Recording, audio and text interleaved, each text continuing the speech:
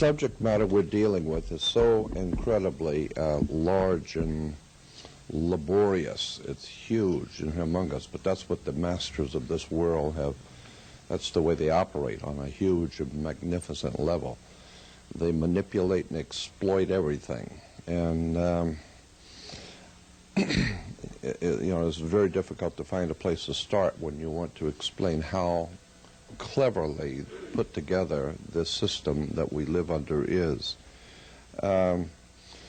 We talk about a judicial system and an educational system and a system of government. The word system it's a Latin word for, in Rome, in the ancient Roman Empire, the word system was a term used for the sewer. We still call it today a sewer system. Consequently, all the systems that we have today are in the sewer. It's filled with lies and deception and manipulation. And God knows that it's a huge subject. The words that are used in religion and institutions of government, words are very important. When we talk about law, noble, where do you get the word noble? It comes from nob illi. Illis in the Latin was a word and a term in the ancient Latin for the gods. The gods were the Illis. It's based on the old Sumerian word Ilu, I-L-U, or I-L-L-U. Ilu or Ili was the gods. And in Latin, the word nob was a high. Anything high was nob. That's where people who act like they're high are called snob, because the word is nob. When you put nob illi, it's the high gods. Gives us our word nobility. Nobility comes from nob illi.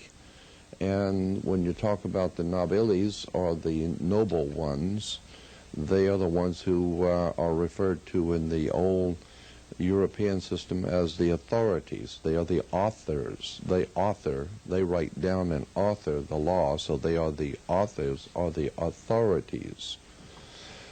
So when you hear terms like the authorities are saying this and the authorities, my question has always been, who are these authorities who have written the law?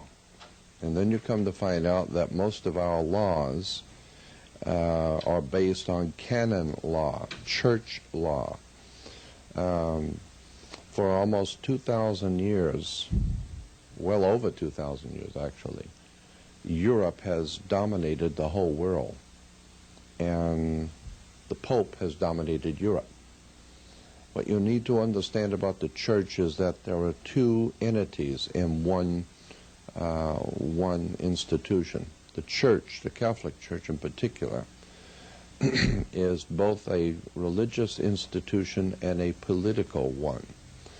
But its real strength lies in the fact that it is a political institution. It is based on the raw use of power and the manipulation of governments, kings, rulers.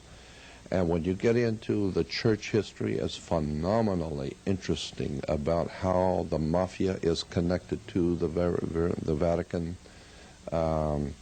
Occultism on its very highest levels. The CIA was a Catholic institution in point of fact, because the 5 men who actually founded the CIA were members of orders within the Catholic Church. I don't know if you know this or not, but when Adolf Hitler finally concluded that they were, and the German Nazi high command finally figured out that they were going to lose the war, and there was no doubt about it, they decided they needed to get out of town. Anyone would. And so consequently, the Russians in particular wanted to make darn sure that they didn't get out of town. And so the way the Nazi high command and the real authorities got out was through the Vatican. The Vatican provided Nazi passports for all of the high command to get out. And that was called a Vatican rat line, R-A-T-L-I-N-E. You can go back in the dictionary and look it up, rat line. It was the Vatican providing safe passage and money and new identification to all the high command of the Nazi party, and many of them were sent to Central America, South America, and the real cream of the crop was sent to Washington, D.C. And they were. I mean, NASA. NASA is an interesting word. National Aeronautics and Space Administration comes from NASA, N-A-Z-A, NASA. And NASA goes back to Nazarene, the Nazarenes. And when you get Nazarene, NASA, Nasi, and then the Nazarene cult, I mean, I always start in one corner and just work out because there's so much to talk about. But when you get into the Nazarenes, we're told that Jesus was from Nazareth. Well, in point of fact, there was no Nazareth until the 4th century. And so Jesus would have been dead for 350 years before Nazareth even existed. But there was a priesthood called Nazarites, and it was spelled N-A-Z-A-R-I-T-E. If you look it up in a Webster's dictionary, look up Nazarite, N-A-Z-A-R-I-T-E. It will tell you in a Germanic spelling and Anglo-Saxon spelling it's N-A-Z-I-R-I-T-E, Nazi-Rite.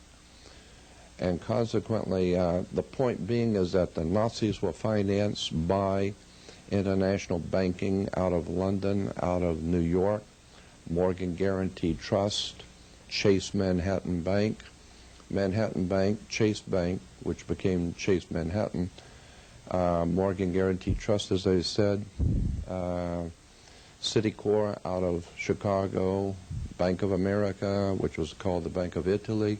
All of our major banks in this country financed, organized, and helped organize and finance Adolf Hitler. And consequently, when you start looking at how the church was involved through Cardinal Spellman to promote Nazism, fascism around the world, it's just an exciting and incredible story of betrayal on the highest levels. But my interest in all of this has been the use of words.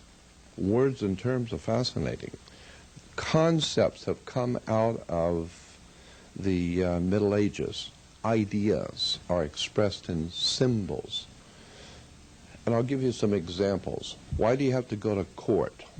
The concept now, I'm not giving you a nuts and bolts footnoted explanation. I'm giving you a general overall concept. Why do you have to go to court? You go to court because you play basketball and tennis on a court. The whole idea in court is put the ball back in the other guy's court. So you get this, quote, team that throws the ball back over there, and they've got to pick up the ball and throw it back the other way. And so it's a game. It's playing on the court. How do you play tennis on a court? You play with a racket. Why? Because the whole thing is a racket. This is where we get the word.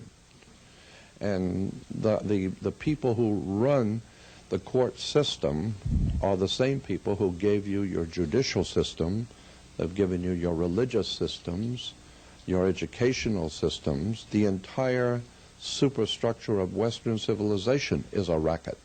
The entire thing is based on the manipulation and exploitation of the ignorance of the people. Let me read you something out of the Catholic Encyclopedia. Under Roman law, 2 sentences, incredible sentences. Under Roman law, Catholic Encyclopedia says, quote, the characteristics of earlier Roman law was its extreme formalism. It was extremely formal. You had to dot all the I's and cross all the T's and say it just right. If not, it don't fly. So it's got to be done according to extreme formalism. From its first secret administration as the law of the privileged classes, it expanded until it became the basis of all civilized legal systems. Again, characteristics of earlier Roman law was its extreme formalism from its first secret administration as the law of privileged classes. So what we call today and refer to in our language as the law, the authorities in the law, was first of all